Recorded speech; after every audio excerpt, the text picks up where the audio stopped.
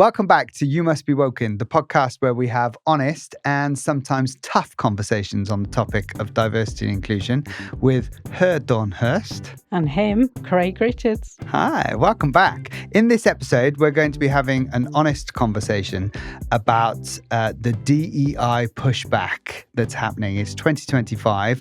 We've seen a huge pushback. We're only 1 month into 2025 and less than 3 weeks into Donald Trump's second presidency, so Donald Trump 2.0, and there's already lots and lots to discuss. So we're asking the question, is DEI dead?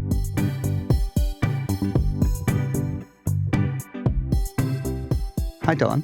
Welcome back. Is Hi. DEI dead? Yep. Yes, but. Yes, but. Okay, we'll get into that in a second. How you been?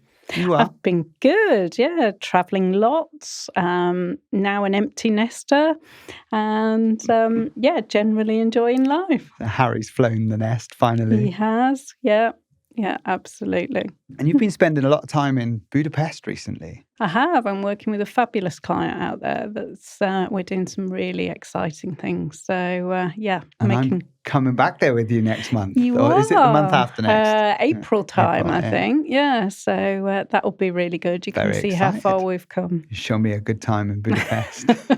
I will indeed.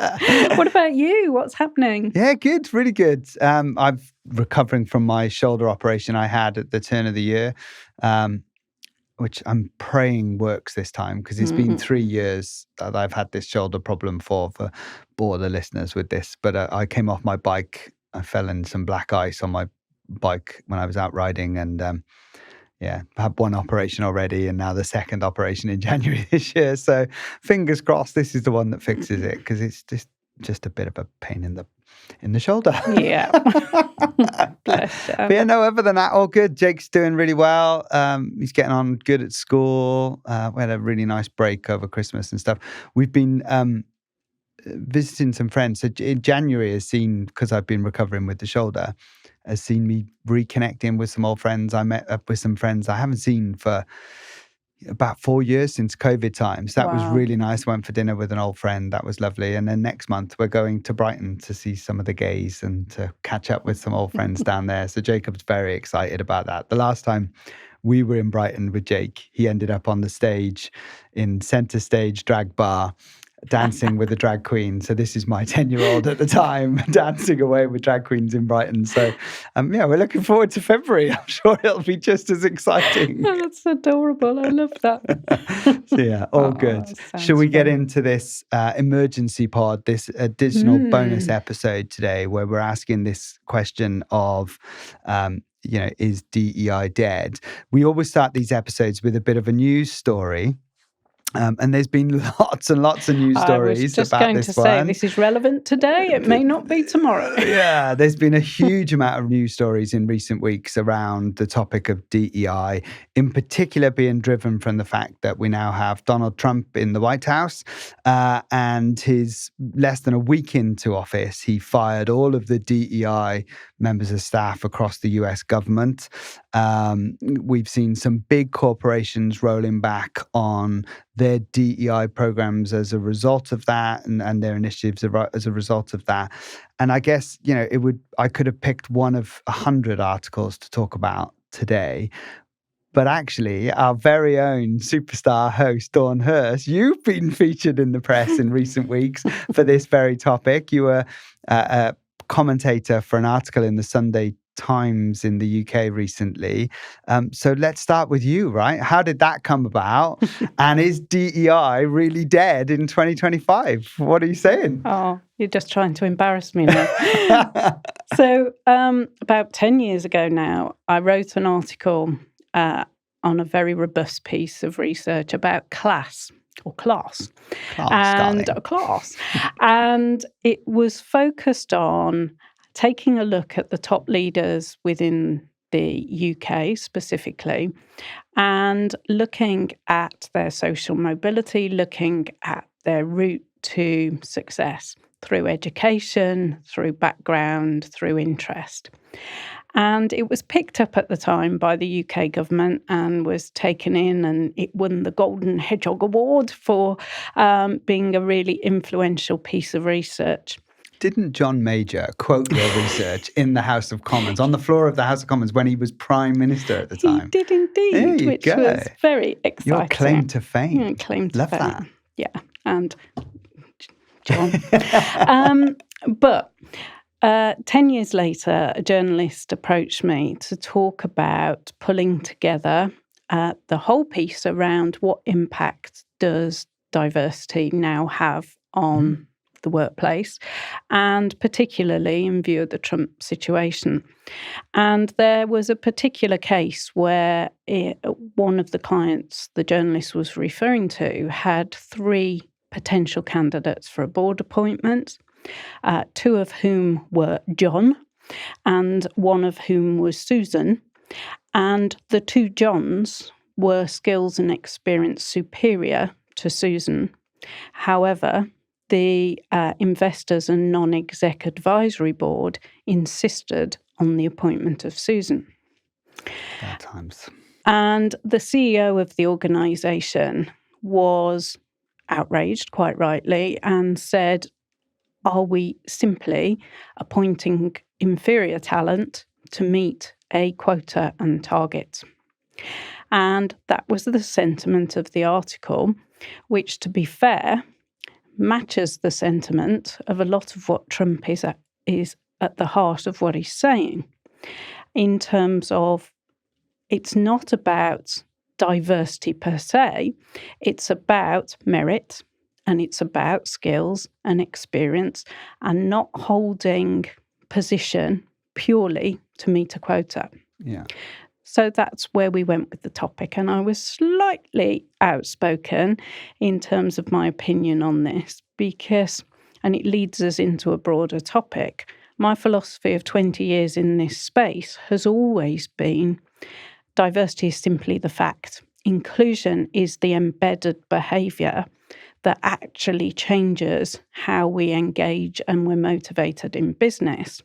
And if you can't measure it, do not do it. And what I mean by measurement is not data. No. Just to be clear, I'm talking about impact. Yeah. We need to go way beyond data. So often organisations will focus on an input. Let's improve the amount of female we've got in our business. And the output might be 2% increase a year. What they haven't considered is the outcome for the wider workforce or the wider talent pools being attracted to that business. We may have turned off the productivity of our male colleagues. We may have deterred some female from applying, thinking they're going to be a tokenistic appointment. Yeah.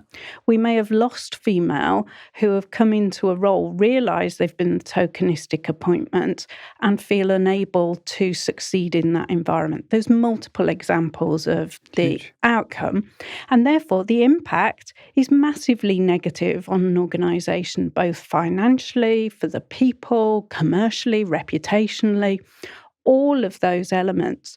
So, but they don't measure that. They don't. Because they only measure the data. Impact. They go, oh, exactly. But we've got 2% more women. Aren't we fabulous? And they haven't considered the 2 elements of the formula, which is the academic formula for impact, of course. So coming right back to the article and indeed the Trump situation, what is very interesting is that, yes, there's a long list of organisations we're all very familiar with who are steering back away from diversity and inclusion.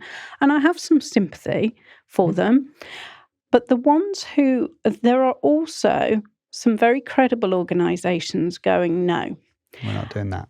And if we look closely at the credible organisations who are saying no, they have understood the impact formula because their strategies are not based on quota, target, vanity, any of those things. Yeah. It's based on fact, impact, and measure. So for the benefit of our listeners and viewers of this podcast, then I'm going to name and shame some of these companies, right? Because I think it's important. And look, I have no ill feeling towards any of these organizations because I think, some that have rolled back they probably need to roll back, right? So if they have been focused on those things you talked about, which is kind of quotas for diversity numbers' sake, rather than whether or not these individuals are the right people for the job, and they've done the calculations, then good enough, they should roll back, right? But so we've had some notable names that I can reel off the top of my head: John Deere, Amazon, Walmart, Target, Meta, big organizations with big customer groups, with big followings, big reputations, have all gone, oh dear, we need to roll back our DEI efforts. And to your point, I would question, are you rolling back because you're not confident to stand behind those efforts? There's a reason you're rolling back, right? And it can't just be because Donald Trump tells you to roll back, because these people are often billionaires, or they have got big organizations where they've got needs for their talent, right? So there's a reason you're rolling this back. And that's usually, in our experience, and I'm maybe speaking for both of us here, but my experience in this space is because you're not confident to stand behind the work that you've done. So let's take that a stage further, because last year, as you know, I did a piece of primary research because I love research, and I attended 6 conferences focused purely on diversity and inclusion.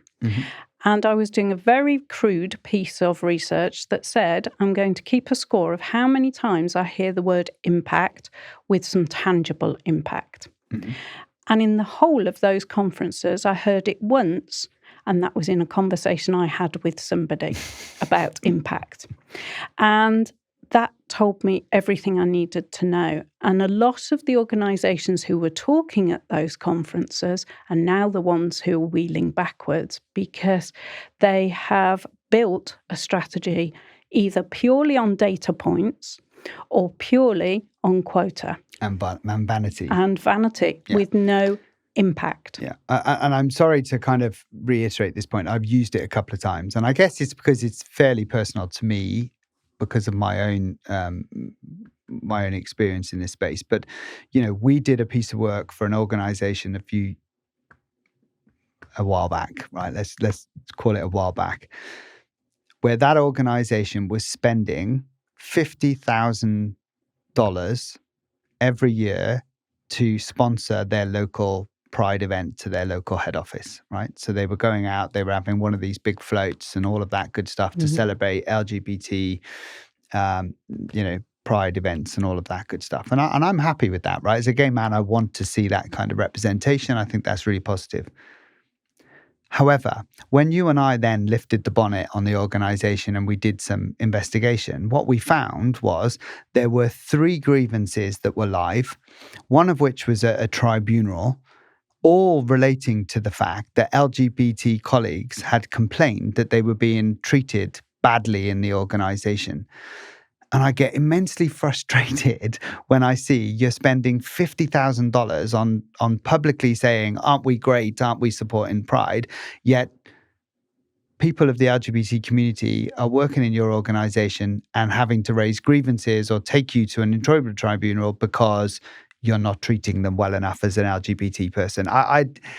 It infuriates me. That's the stuff that winds me up. And I guess that's the stuff that is just vanity and therefore doesn't stand up to scrutiny. So as a CEO, if I was the CEO being suddenly put under this pressure from somewhere like Donald Trump or whatever else is coming down that track, I'm not sure I would stand behind my strategy either and go, oh, maybe I should roll back, right? Because you haven't got the confidence in the stuff that you're doing, because it's based in vanity, not in actual change. And I think, I have some sympathy. I've said this before for DEI practitioners. They're often put into a role from another role. They haven't been educated formally in what diversity, inclusion, culture, sustainability, ESG, all of that actually means to a business. They don't have a seat at the table, so they don't understand the key metrics that are driving the strategy of the organisation and how this topic should be woven throughout every element of that strategy. So I do have some sympathy, but equally, this stuff isn't difficult. No. And if we look at the metrics, so many people are obsessed with data and think that data will give them the answer to the challenge they've got. but it has to go far beyond the data into that output and impact perspective. And if we think about the culture of an organisation, there's 150 touch points, 150 that influence a culture, that would influence your people, your bottom line, your commercial reputation, your commercial success. But if you ask the average D&I practitioner, what are they? Wouldn't know. They'd be able to tell me beautifully that we're doing an event in the canteen, or we're going to sponsor this event, and have no idea whatsoever about why. Yeah. We're going to come back to a bit of that so what stuff and how to kind of tackle that shortly. For the purposes of balance, I feel like I should name some of the companies that are standing behind their strategies as well. So Apple is one of them that have, even their investors at a recent investor meeting tried to get Apple to publicly row back from their work around inclusion in particular. And Apple said no. We're comfortable with it. We're happy with it. And actually, we think it's the right thing to do. So they stood up behind it.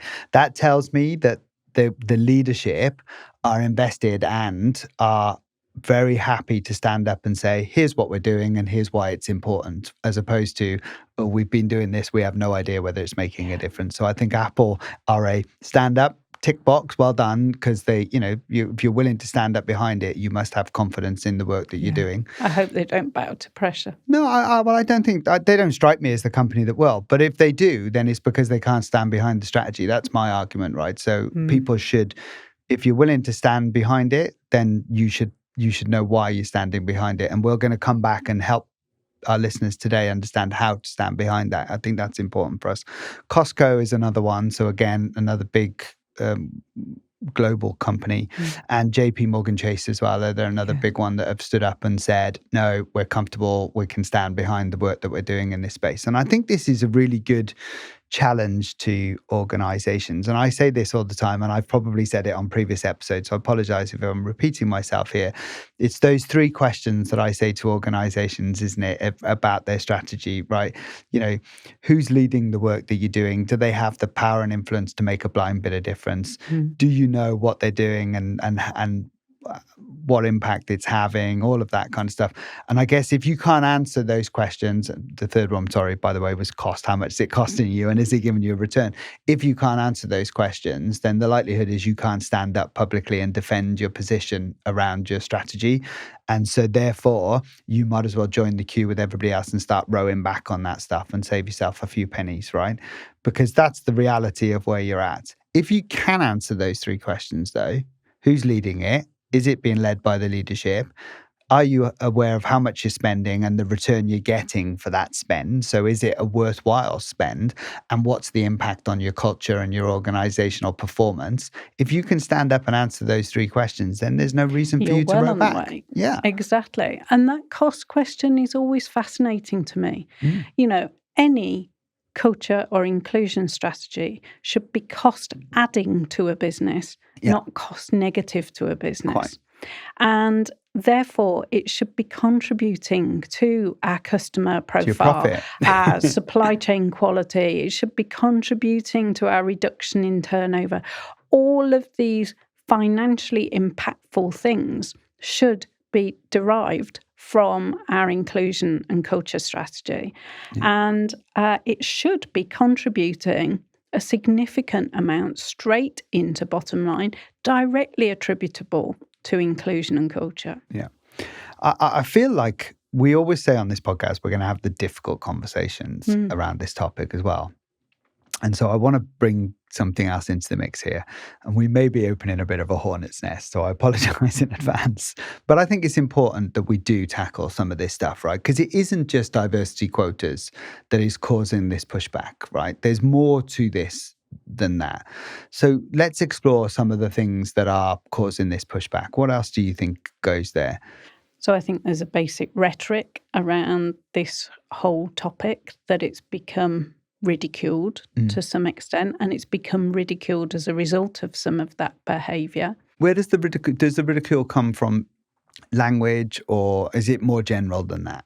I think it's wide, but I think language impacts that. If you speak to the average person in the street or in the pub, the reality is the moment you start to talk about that topic, they're like, oh, God. I, for a whole period of time, didn't even tell people what I did because I was embarrassed. What's the point, right? Because you end up in a debate for an hour and it's like, I just want a pint, mate. Yeah. I've called it all sorts over the years. I work in human rights. Yes, you can assume I'm a lawyer. Yeah, it's fine. And so there's almost an embarrassment about the whole topic. I come back to episodes of The Office or come back to, some TV series that literally ridicule the topic. And I've watched those episodes and thought, I have seen exactly that in practice. Sorry to interrupt you. For the benefits of our listeners, I apologize if I've said this to you before, but Superstore, it's on Netflix, right? It's about a supermarket chain in the US. And they literally articulate our lives from an inclusion perspective, right? From an EDI perspective, they articulate it so well for everyday people in terms of what we see on a daily basis, right? Because they do it in such a deadpan way that it's hilariously funny. If you know what they're talking about, if you don't know what they're talking about, it could pass by you, right? But if you know what they're talking about, it is hilariously funny. And it just pokes fun at what I would describe as the militant element of what has caused some of this pushback. So in my opinion, the big pushback comes from this militancy. There's no kind of middle ground with this. You're either all in or you're all out, right? Whereas actually, my fear with this is there's some things that I think we've gone too far on. So I think quotas and diversity quotas are a big problem, and we've never advised our clients to go down that road because it causes more problems. And to your point, you can't evidence the impact well enough. So we don't do that. We don't recommend it. But, we've gone too far on some of that stuff, even down to simple things like we've gone too far on language. So we over police the language. We're too militant on, policing this stuff. And so, I would advocate an element of rowing back from that brink. What I fear, though, is we go, and we swing right back the other way, and we're back to a place where people of color, people of LGBT background, people with disabilities, all of those people with characteristics that have contributed really well to our workplaces over the last 10, 15, 20, 30 years will suddenly go back to a place where they weren't included, or their systems and structures weren't accessible to them, and therefore they couldn't contribute to the success of their organizations. And I would hate for us to swing that far back, that we're back in a space of discrimination or unfair practices and all of that, because we don't need that pendulum swing too far. Actually, we just need to come back to the center a little bit and come back to a sensible place. But what has happened is the scaffolding has been missed around strategies in this space. No, I'd agree with that. So if we think about learned basic behaviour, take a simple example. I've got 3 candidates in front of me. I've got 2 Johns and a Susan. And we apply the best person for the job. I really and genuinely, I know this is a controversial phrase, don't care about anything else. I'm looking at skills, experience, attitude, behaviour, not fit, not, don't get me on a soapbox, not the ability to be quiet and nod and agree. And therefore, the output of that appointment is so much more significant. And I don't know, I represent a number of different characteristics, and I don't know anybody who would want to know they were appointed because of one of those.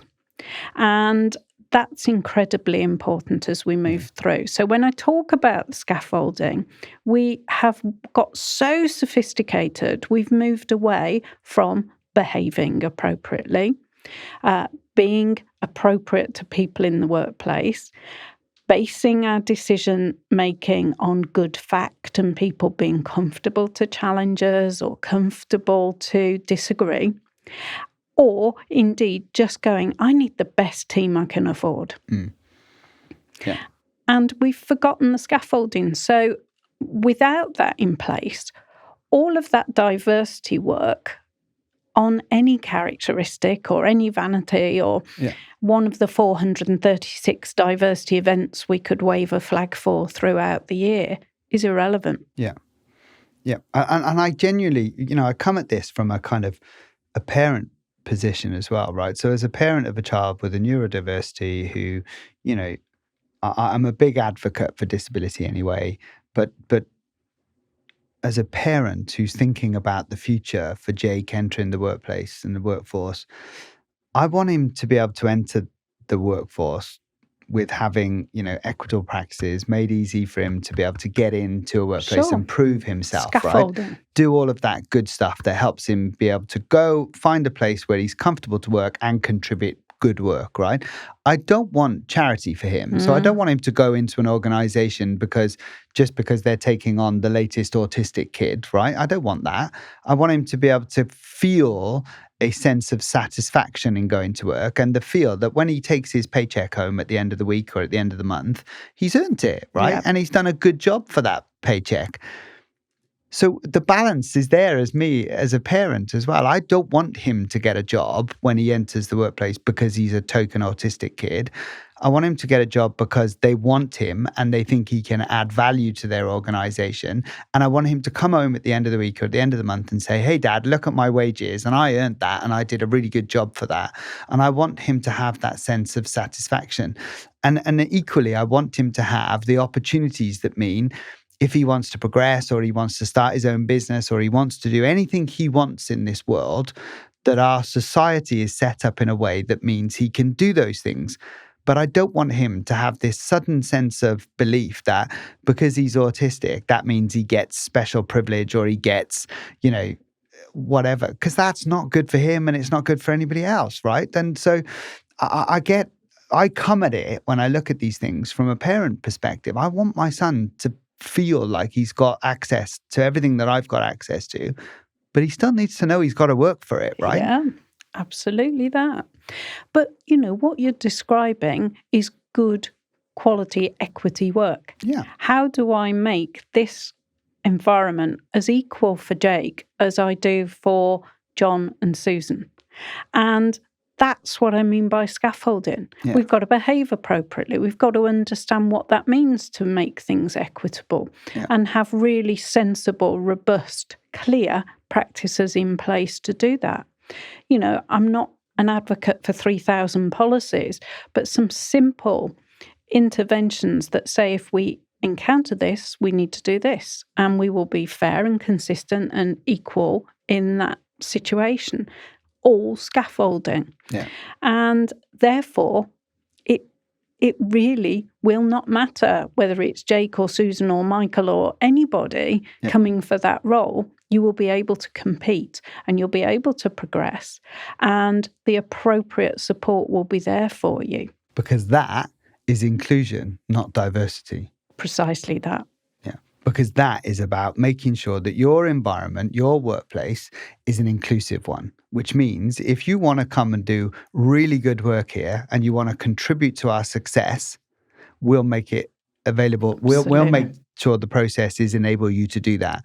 What we won't do is favor you because you got autistic in front of your name, or favor you because you're female or because you're black or because you're white or whatever, right? There's no characteristic that gets favorable treatment. What we do is we create a playing field that means regardless of any of those things, you can come here and you can help us be awesome. You can help us be a better organization.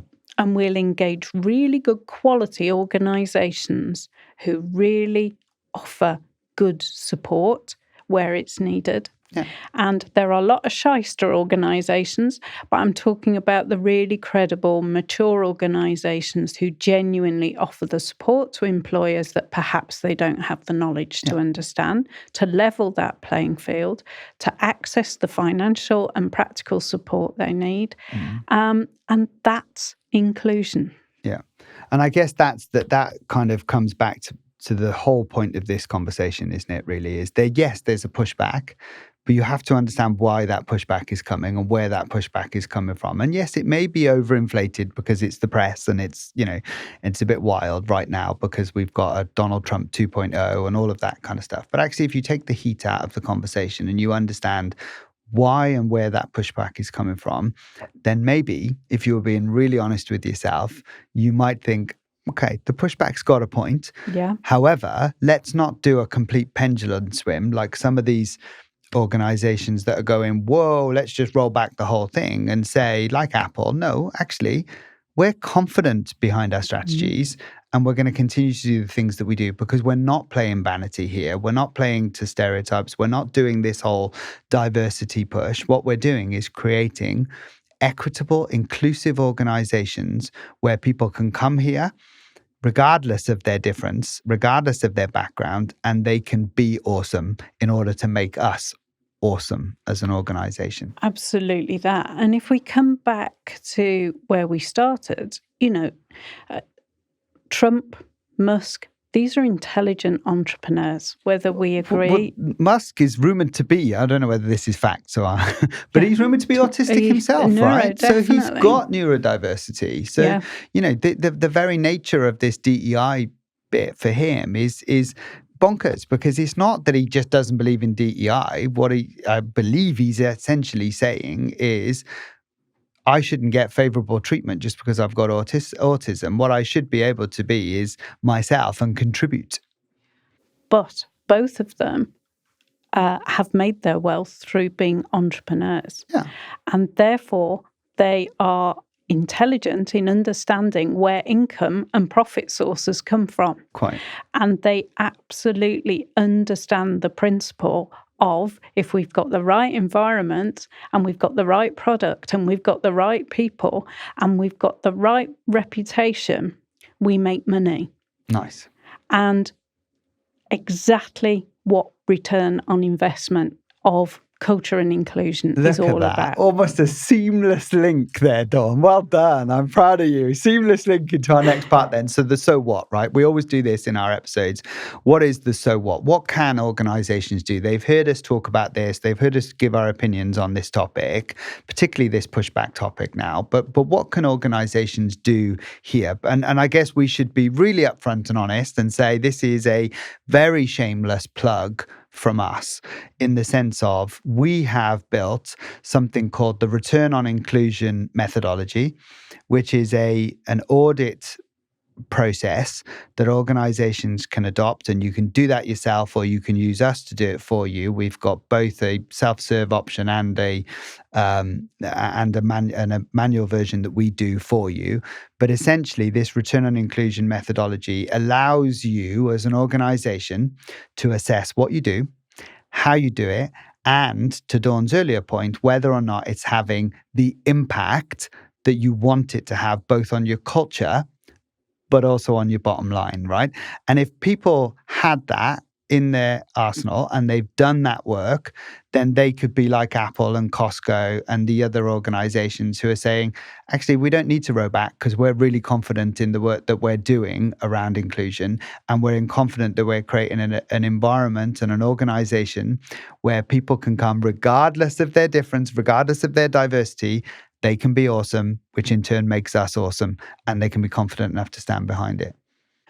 Absolutely. And, the point about Metama, and we openly partner with Metama, we're openly involved in Metama, so there's no secret there. But just to put that into some context, we are so confident in the impact that has on the bottom line for organizations. Remember, 150 touch points to create an inclusive culture and how they can be influenced and used to impact finance, people, commercial. That we offer a money-back guarantee on that audit. And what that means is that if the organization conducts the audit, understands what their current financial return is, and within 12 months can't show a positive impact financially. By implementing the recommendations. They get their money back. Yeah. And I don't know any other organisation that would make that claim. Definitely none in our space that I'm aware of that would be that confident that we can demonstrate the impact and return that we give you money back if we can't. Absolutely. Nobody else can do that for sure. So when we talk about this tool, we talk about the 150 touch points focused internally, externally, reputationally, and each of those needs to be measured independently so that we understand exactly the strengths and the weaknesses of the inclusion strategy or the culture. And then the action plan gives very robust how-tos to improve people, finance, commercial impact. Yeah. Now, what is critically important here is that isn't based just on data. No. You cannot run a culture audit based just on data. There are some data points, and we always say there's 10 or 12 key data points any organisation should have. But there's also primary research that has to go into that. Primary interviews, primary surveys, both of our people, our leaders, our customers, our supply chains, all of those are critically important. I've seen so many brands damaged by their supply chains, and therefore we also recommend a deep dive into supply chain as being a really critical impact on external perception and return on investment of quality suppliers. And these are the things that we're just not relating back to what is in an inclusion and culture strategy. Yeah. So when a client undertakes an impact assessment, remember they're taking no financial risk. Mm-hmm. They can instantly start to put that scaffolding in place for themselves. If they implement the recommendations. If Because that's the question, but we should be honest here, right? We've got hundreds of clients who use this tool around the world, and 90% of them implement the recommendations, can stand behind their score, are very comfortable to stand up in front of the press or in front of their people and say, we are really confident that our strategy is delivering two things. One, an improvement on the culture or the practices of this organization for us to be more inclusive and therefore make sure our people are well looked after. And two, that we're getting a return for that investment in a number of ways. And that's good. There are 10% of our clients that don't do the recommendations, and then they say to us, their little certificate that puts it on the bottom of the letter. Quite, and then they say to us a year later, "Well, nothing's changed," and we say, "Well, you didn't implement the recommendations, right? That's why nothing's changed." Like, it's not rocket science here, right? It gives you a recommendation. If you implement it, you see a change and you see a shift. But I want to just explore for people who are listening who perhaps are not familiar with our return on inclusion methodology, explore some of the financial points, right? Because we talk about this. I'll kick it off and then I'll ask you to give us a couple of examples if that's all right. But one of the things that you've probably heard around diversity and inclusion for many, many years is there's a huge financial benefit from being inclusive, right? And if you have more diverse teams, you have productivity, and there's all of this uplift in financial terms, right? When we built the methodology around this, we sought to not just show the evidence research that demonstrated that, which anybody can go on Google and find out a bit of evidence research. We sought to have a tool that demonstrates how you see that financial improvement, right? So give us a couple of touch points that look at those financial improvements for an organization. Yeah, and this is where we get into the technical methodology, which there'll be half the audience who love it and there'll be half going, "God, Dawn, you're boring me, Bridget." So the important thing here is that if you had a leak at home, you would call a qualified plumber. Yeah. And the point I'm making here is this tool was developed by experts. Yeah. So we had economists involved, we had culture experts involved, ESG specialists, diversity and inclusion, blah, blah, blah. Data scientists. Absolutely. Our data science team are now going to kick me. All of those individuals were key to the very original methodology, which is now 14 years ago. And what we created in that methodology is being able to look at all of those layers. So if we pick some financial elements, there's obvious things like if we take the number of people who leave our organisation, attrition, exit, whatever you call it in your business.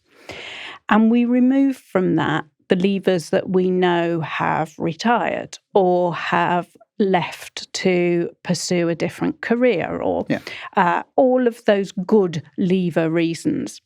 And then we have a look at those individuals we've lost that we really didn't want to lose. And we deep dive into the reasons they've left. And we can identify those who have left because of poor management, poor leadership, the environment they're working in. Poor opportunities to progress. All of those things that are behaviourally motivated. And we calculate the cost of that exit. And we use a figure which is identified in the UK by the Chartered Institute of Personnel and Development. And we start to calculate that figure is over £30,000 per person. That's to the loss of productivity, the rehire, blah, blah, blah, the average cost for a leaver. Downtime when I'm quietly quitting, the period that it takes the new starter to get up and running, the recruitment costs, all of those elements are at that level of cost. A lot of organisations I speak to are saying that's on the low side. No, I agree. Yeah, it is. So if we take that as an average and we times that by 10 people leaving our business or 100 people leaving our business in a year or 1,000 people leaving our business as a result of behaviour, and our intervention changes that for 1 or 2% of that population, you don't need to be a rocket scientist to work out what impact that's having financially. Yeah. That's one example. Now, if we apply a similar metric to absence, those odd days we're off sick because we can't face that petulant boss or we can't expose ourselves to that team that are hostile or stress or burnout, we might or whatever. Be stressed. We have the odd Monday off, the odd Friday off. We're having 3 weeks off a year. We're having to backfill that individual with people with overtime, or we're having to recruit some temporary staff, or we're having to pay for private healthcare interventions to support the individuals. All of these carry a direct on cost to the business based on poor behaviour. Yeah. So if we apply that to the customer metric and we look at how we position ourselves as an organisation to our customers, and we know in a lot of bidding and tendering environments, this is carrying up to 40% of the decision-making metric. But it's no longer good enough to go, oh, here's a beautiful diversity and inclusion statement we've pulled together. The procurement bodies, I'm delighted to say, are finally getting wise to, so how are you measuring the impact? Yeah. How can you show me what happened last year compared to this year and what you're actually doing? It's not enough anymore just to tell us you're going to do these things and how diverse you are, but actually we want to see the evidence and the progress that you're making. Good. And this is where procurement bodies are coming to us to say, what should we be asking our potential suppliers? What should we be measuring them against? So I feel like I want to share something. We did this exercise with a client about a year ago, I think it was, Dawn, where they had a particularly high absence rate in their organization. And I can't remember the exact figures, so I'm just going to use some random roundup ones for the purposes of this exercise. But just to bring to life a little bit what you were saying there, they had a particular issue with absence. It was 5% above what it had normally been for the last 5 years, right? So it had spiked.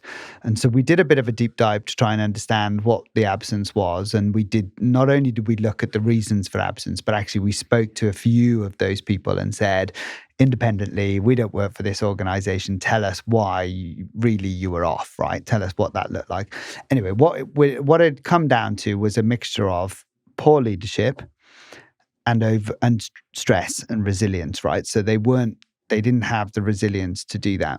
So we tracked the number of those absences. Then we delivered a piece of training and development to a set of leaders which included how to be a better leader and how to lead more inclusively, but also to focus on how to spot well-being and resilience issues and what kind of things they can practically do to help their team overcome some of that well-being and resilience issues. And as a result of that, we didn't just take away the additional 5% running absence, we actually reduced overall absence in the 10 teams that we ran it with by a further 2 percentage points. So we actually saved them 7% absence rate, which actually meant the bottom line impact to that organization, because it was a very large organization.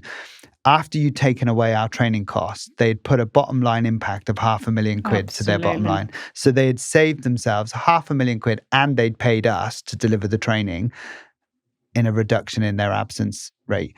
And they were just utterly amazed, weren't they? The leadership team were just like, so we actually haven't paid you for this. This is free for us. No, not just free for you, but you've put £500,000 back on your bottom line because you've reduced your absence further by another 2% as well. And remember, that's one of 150 elements that will have that impact.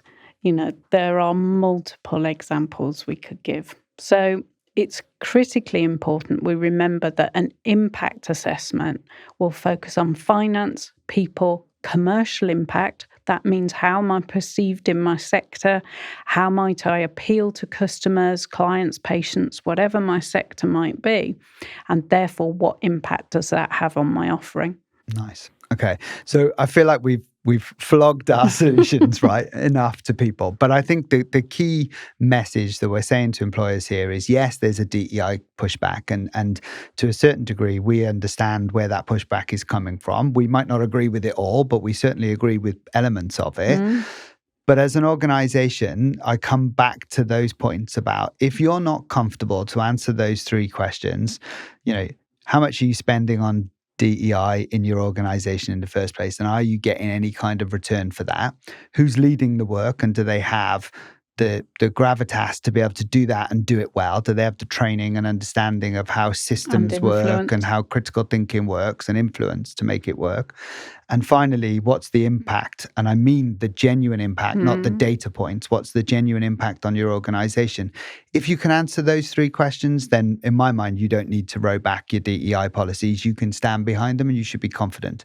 If you can't answer those 3 questions, then you should stop, pause, rethink, go back, have a look. And if you can't do it yourself, give us a call and we'll recommend our tool. And you don't have to use us. So this is not just a shameless plug. There are other tools out there. They're clearly not as good. But, the reality is, if you can stand behind your work, you don't need to row back. But if you can't and you're nervous about it, then that's telling you everything you need to know. And maybe a pause and a reflect and a review is probably wise.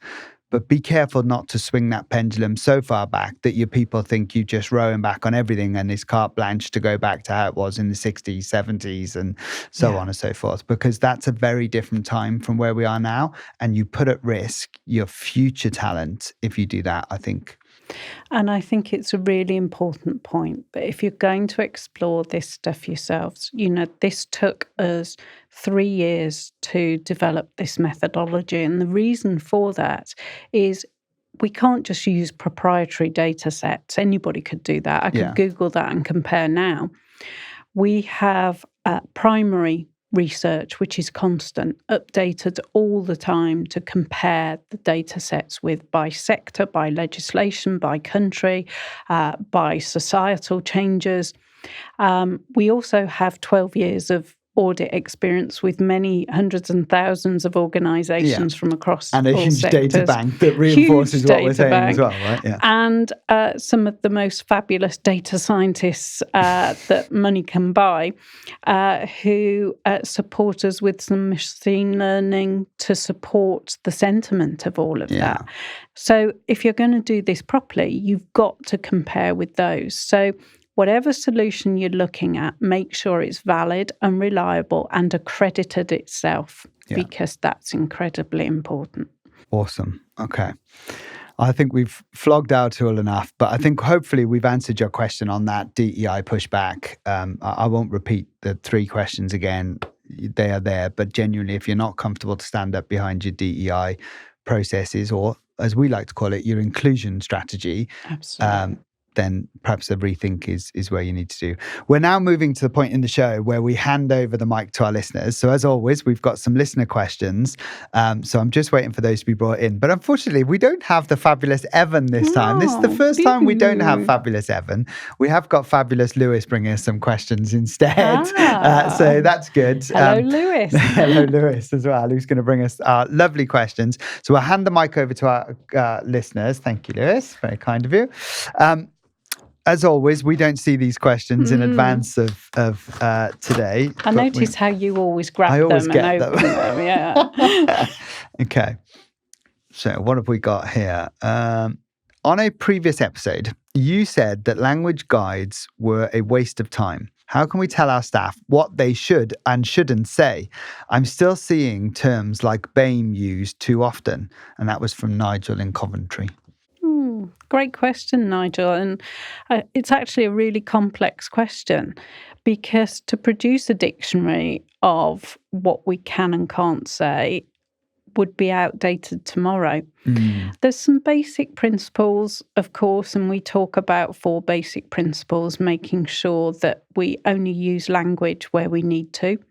I can't think of many sentences where we would need to use BAME. We need to be specific. So things like we don't need to be talking about we're going to the gay wedding. We're just going to a wedding. We Although don't I do that. It's so bad of me. Yeah, you and you. And, I don't need to be the female CEO. I am a CEO. So we add words we don't need to. We need to keep our language people-centred. And we must make sure we're not grouping together categories like the gays into our language.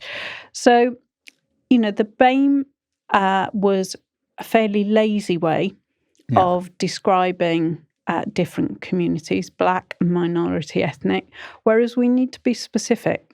Our Asian colleagues. I think there's an element for me, though, that, that we should just reassure people. Do you know what? Change takes time. Yeah. Right? It doesn't happen overnight. And just because you issue a guide that says, don't say this, it doesn't mean people are not going to say it, right? Because that's not how change happens. So we have to be understanding that to change habits takes time. So take something really simple like smoking. They say, don't they, you have to go through, I can't remember the amount of days, but it's so many days before you can even attempt to say, I've actually quit smoking, right? Because in the first 3 weeks, let's call it 3 weeks for argument's sake, you haven't really quit smoking. You just haven't had a cigarette in that time, right? So change takes a long time. And then forming new habits also takes time. So there's actually a period of that. Human behavior around language is no different, right? It doesn't happen just because someone says to you, don't say that anymore, that you suddenly stop saying it. It takes time. And as an organization, you need to do 2 things. You need to, 1, encourage people to keep making that. So just like you would encourage your friend to stop smoking, don't worry, you don't need a cigarette. Come on, let's go for a walk. Same principle applies, right? Encourage people to make that change. And if they make a mistake or they light a cigarette up, it's not the end of the world, right? You can put it out and we can go again. So that would be my first encouragement. And the second encouragement I would say is systems also play a big part in change, right? So it's not just about saying to people, don't say that, use this instead, but actually change the system. So if your organization has changed the data set, for example, and it no longer uses BAME to categorize people, when somebody says it, you say, oh, do you mean this new category? And then you point them to the system that's changed as well, because that too will reinforce that actually things have moved on. And before you know it, the habit will stick, the change will happen. And our job is just to keep encouraging people to make that change. And I use this analogy of it's the same as smoking, because it is. It's hard to shift and it's hard to change. If you've been using a certain language for the last 20 years, it's not easy. Just because someone says don't do it doesn't mean you're going to suddenly stop. Because if it was that easy, we would have all lost weight and we would have all stopped smoking many years ago, right? It isn't easy. It's hard. Change is hard. And people are frightened of language. People are terrified of being called out or cancelled or whatever their environment. And language around the world is fascinating the same word can mean 10 different things. And, we need to be prepared to get it wrong. And I was having this conversation today where somebody said, oh, people keep correcting me on my language. And I said, I'm kind of happy with that because it means on some level, in some consciousness, somebody's learnt the difference. Yeah. And that you're recognizing that they keep hassling you means at some point it will click for you too, right? Yeah. And you will then move forward. And, we shouldn't be beating people up about language, right? It's not helpful because all you do is then just get them to a place where they go, oh, do you know what? Just avoid them because they do my head in, right? Just like if somebody keeps nagging you about smoking all the time, doesn't mean you're suddenly going to stop, right? You have to want to stop. You have to want to make the change. So we have to help them make that connection to something different and why. And it just feels to me like bashing people over the head doesn't work. So but don't we come overthink back it, to being the directors of common sense, don't we? Absolutely. In terms of we know those words that are offensive. The vast majority of people know words you're not going to use. Yeah. And, it's up to us whether we correct them. I corrected a friend last week who used a word that just made me really uncomfortable. And that wasn't me being prudish. It was really unpleasant. And we just need to tap people back in. Yeah. There you go, Nige. Hopefully we've answered your question. Nige, we're all friends here. Hopefully we've answered your question and that works for you. Okay. Next question is from Emma in Edinburgh. And Emma says, I loved your discussion about blind CVs. Should we stop using CVs altogether and just start using application forms instead? Oh, that's a good question. It is a good question. But the answer is no. So it opens up a much bigger discussion around recruitment, doesn't it? And recruitment in this year and years moving forward. Because if we look at some of the very standard application processes for our major employers, they're not using CVs. No. They're not using application forms. They're using very robust AI technology to, first of all, ask you to fill in a form with your basic details that does a simple yes-no sieve. Then they're asking you to do psychometrics, often verbally. They're asking you to do some facial recognition interviews on situational judgment. The whole application process can take between 6 and 8 hours, if not more. And they have made the decision to move away from this. Now, don't get me started on what that means to people with difference, because it's enormous. But the smaller employers who still accept CVs, and there's not actually that many employers who do accept CVs. There's often an online portal now, or they'll ask you to replicate the information or write a personal statement or do a piece of matching competencies with evidence. All of these things have elements of being discriminatory. Okay. So I hear everything you said, and I agree with a lot of it. My opinion is don't scrap CVs. From personal experience, and when I used to work in recruitment many, many years ago, I just think application forms don't work. It puts people off. They'll drop out of the process. You'll have far less applicants if you just go down the road of applications. What would be better if you were choosing between CVs and application forms, as an example? What would be better is stick with CVs, but have a better sifting matrix to make it easier to sift through the core competencies and the skills, as opposed to worrying too much about names and all of that sort of stuff, which is what blind CVs kind of shift you towards anyway. But for me, I worry that if you stop CVs, I wouldn't apply for a job if I had to fill out an application form. I definitely wouldn't do what you just described with the AI stuff. I'd be thinking, do you know what, I have no... And I guess I'm in a privileged position, which means that I've been around a long time, and so therefore wouldn't necessarily feel like I needed to do that. And so lots of grads coming through have to do that. They have no choice if they want to join these schemes and stuff. But genuinely, as somebody who's experienced, there's no way I would do that. So I think you make a good point. But we then have to talk about consistency, because consistency is inclusion, isn't it? So if we introduced per country a standard format for a CV, that means you're comparing apples with apples. But I know out of 200 CVs, everyone is different. So you come down to the skill of an individual. And we know that on average, people spend about 9-10 seconds looking at a CV if you're lucky. Those days are gone. It's all automated. Sure. And but the principle of a sifting matrix doesn't change, though, right? Whether it's automated it's just or automated. Not. Quite, yeah. But there isn't that human intervention anymore that goes, that was an interesting personal paragraph. I'm quite interested in exploring more about that individual. It's very binary. So therefore, if you're the applicant, making sure that you're responding to the needs and what they want is going to be really important, right? So particularly if it's automated and it says you need a, qualification in behavioral science, and you don't have a qualification in behavioral science on your CV, then the automation is just going to pop you out of the process, right? So being realistic about what you're applying for when you're applying is important, but equally the employer then needs to understand that it's going to be quite direct in saying you get no candidates that don't have a degree in behavioral science, right? That's the reality. Comes full circle to being clear about what are my most important things. Exactly. Do we recruit for attitude and train for skill, or are we purely interested in education? So there you go, Emma. We've probably not answered your question, but we've confused you even more. But don't do it.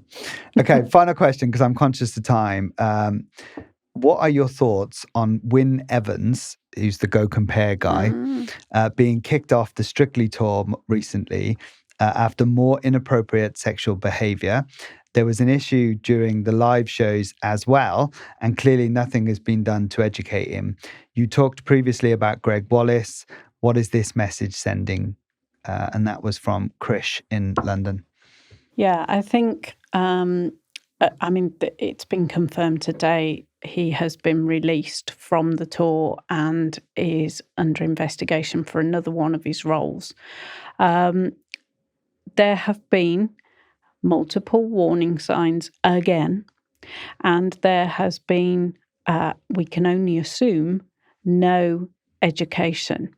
The comment in at the beginning of the live show was recorded on video, and there's no denying that situation.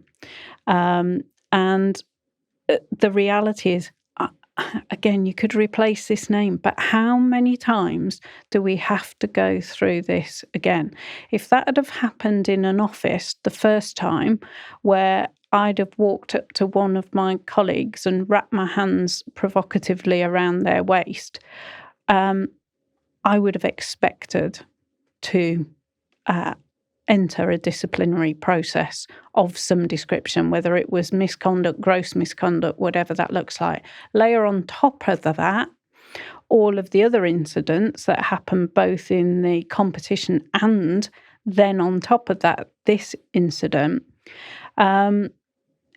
It's just the same pattern. On the first instance, we've got to be educating. We've got to be educating preventatively. We've got to be setting behavioural codes for these individuals taking part in shows. We've got to have really clear and robust processes that say, one score and you're out, because we do not accept this unlawful behaviour. So I'm going to start my rant here by saying what Wyn Evans and Greg and all the others that you could replace that name with a million others, right, have done is not acceptable. But I blame wholeheartedly the BBC. I do not care what anyone says. It is the BBC's fault, right? They have had numerous cases of this, numerous. We've talked about two of them really prominently on this podcast in recent weeks, and still nothing is being done. They have a duty of responsibility to the people on their shows and the people that work in their audience, in their organization, and they are, quite frankly, clearly doing nothing, because those contestants started Strictly with a series run of X, Y, and Z, however long, right? And at the start of that, they should have been briefed on what is acceptable, what is not acceptable. The BBC, this is on them. I don't care what anyone says. I blame them wholeheartedly. Or whatever they're doing is ineffective. Because what they're doing is ineffective. Because if you go on their website and Google BBC diversity and inclusion, right, they will have pages and pages and tweets after tweet after tweet about all the fabulous things they're doing. They'll sponsor every Pride event. They'll be out there doing disability this, disability that. They'll be doing, things for feminism and all of these kind of things, and it'll all be fabulous. But it's all, quite frankly, vanity, because the real hard facts are you've got people like Wyn Evans and Greg Wallace behaving in a way which is utterly inappropriate, and no actual tangible things have been done to stop it as far as we can see. And quite frankly, at some point, the government should say one more of these incidents and we take away the license fee, or we take away your ability to continue what you do, because it isn't acceptable with taxpayers' money that the BBC can continue to allow these things to happen on their watch without some serious consequences. And if you're going to row back on anything, fire the CEO or fire the leadership of that organization, because the fact that we've had case after case after case and still this continues because they're clearly not putting in place the tangible things that are going to make a difference, well, then these people should be fired. And these are the cases that are reported or recorded. Quite. Have we learned nothing from Saville and Harris? Yeah. How many of these things have been tucked up in a non-disclosure agreement? Absolutely. And people have been paid off? We know for a fact. I'm sorry, I put the whole of this blame at the BBC, and they can criticise me or people can cancel me for this, but it is the BBC. Those individuals were wrong for what they did, but the BBC have had warning after warning after warning, and they clearly haven't taken the steps to correct this in the future. And at some point, we have to say, do you know what? This is systemic. This is a systemic problem. And this is where we get into that argument about systemic racism, systemic homophobia, and systemic behaviour is the BBC pay lip service to D&I or to inclusion, and they do nothing about it. And I'm going to shut up now because I'm ranting away, but I genuinely mean that. This is on the BBC now. No, I agree. And we need to, spare a moment for the victims here as well. These are severe cases. But how many more are there going to be before someone says, do you know what, let's stop the vanity stuff that we're doing around this topic and actually start doing something that's meaningful? I'm sorry, these leaders have got a lot to answer for. And if anyone should be rolling back anything, it's them. Okay. So moving swiftly on. Let's wrap this episode up before we all get cancelled. So before we go, we should end this episode on a lighter note with our woke or joke, our recurring theme. I've got a great one. And this is on you. Yeah, it's all you. So I'm going to shut up now. I love this. So this is about a small technical company that I've been researching in Silicon Valley. Okay. And I love this, I hasten to add. They've issued a mandatory 20-minute affirmation session each day for their employees. And what it looks like is that in the sessions, the employees are made to listen to a sound bath. And that sound bath is made from the company's branded crystal bowls. And it is about soothing the employees ahead of the day, and then they chant positive affirmations about the tasks that they need to do for that day, so that they enter the workplace in a state of zen, ready to tackle the tasks. No. So is that woke or is it a joke? I see why you like it, right? It's right up your street, isn't it? Let's all get together and hug and do kumbaya and all that jazz. It's right up your street. Totally not my cup of tea at all. But I see why you would like it.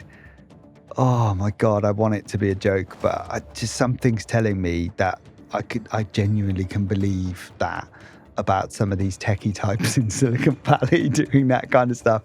Oh. Do you know the thing that makes me doubt it is when you start going on about, what did you call it, a sound bath or something? Sound bath. Oh, it's a thing. I've never heard amazing. of that. I don't know what that is. Oh. Okay. So I don't. So I don't know what it is, but something is making me say it's true. It's woke. It's not. It is a joke. Oh! But Darn it. I do know of organisations who do something not quite that extreme, but are doing some stuff. And there is massive research about the benefits of a sound bath in terms of stress and anxiety. I don't want to know. I don't want no part of it. It's not for me. Thank you very much. You'd love it. Can keep that for yourselves. But to be inclusive, if other people want to do it, you crack on, but that's a choice. Well, I'm kind of glad, even though I've lost the point again, because that just seems to be the way we're going with this competition, I'm kind of glad it is a joke and not true, because it is a bit scary. Okay, that's it for us from another episode of You Must Be Woken. Thank you very much for joining us. I hope you found something interesting for today's episode. Until next time, it's bye from me. And bye from me.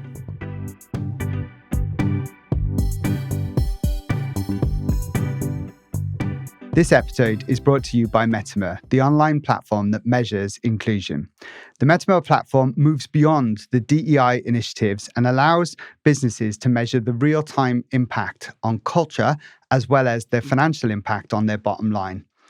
The Measurable platform is a collaboration between data scientists, digital experts, and cultural change experts to bring substance to the topic of diversity and inclusion in the workplace. It's time for businesses to move past diversity quotas and start understanding the real impact and opportunities of an inclusive culture. To find out more, visit www.measurable.global.